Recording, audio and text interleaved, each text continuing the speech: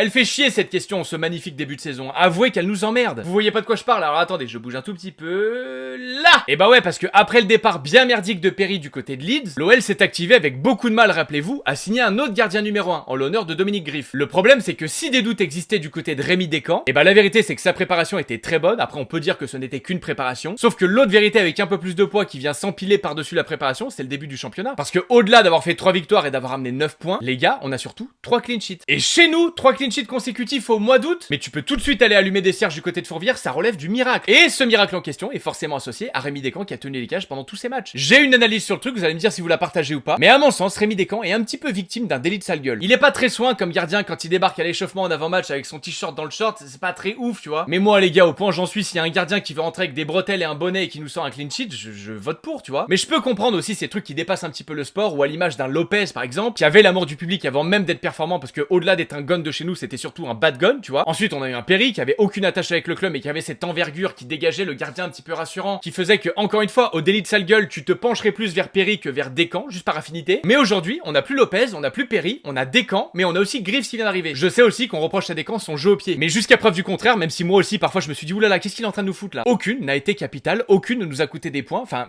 tout va bien en fait. Je sais aussi qu'on lui reproche sa prestation lors du derby où c'est vrai que c'était pas foufou, mais j'essaie de me faire l'avocat du diable. Est-ce que c'est sincèrement le match le plus facile pour rentrer sur un terrain en tant que gardien? Je sais pas trop, tu vois. Et nous vient naturellement cette question de savoir si oui ou non Rémi Descamps peut être notre gardien numéro 1. Ma réponse est oui, et mon argument principal il est juste ici. Et même, regardez juste sous mon doigt, il est même là mon argument. Après le mec c'est pas Robocop, tu vois, bien évidemment qu'à un moment donné il va se trouer. Et bref, l'autre question c'est qu'on a signé Griff, et que Dominique Griff, de tous les experts un petit peu de la Liga, sont tous unanimes le concernant, lui, c'est un très bon gardien aussi. Donc encore une fois, comment tu gères ça au début de saison? Si tu étais Fonseca, qui est-ce que tu privilégies et pourquoi, et surtout comment? Parce qu'après la saison est longue et toute décision ne peut pas être définitive, c'est pas parce que tu dis lui il est numéro 1 qui doit être toute l'année. Du coup, qu'est-ce que tu demandes à tes gardiens pour obtenir cette place de numéro 1? Enfin, c'est compliqué en vrai, hein.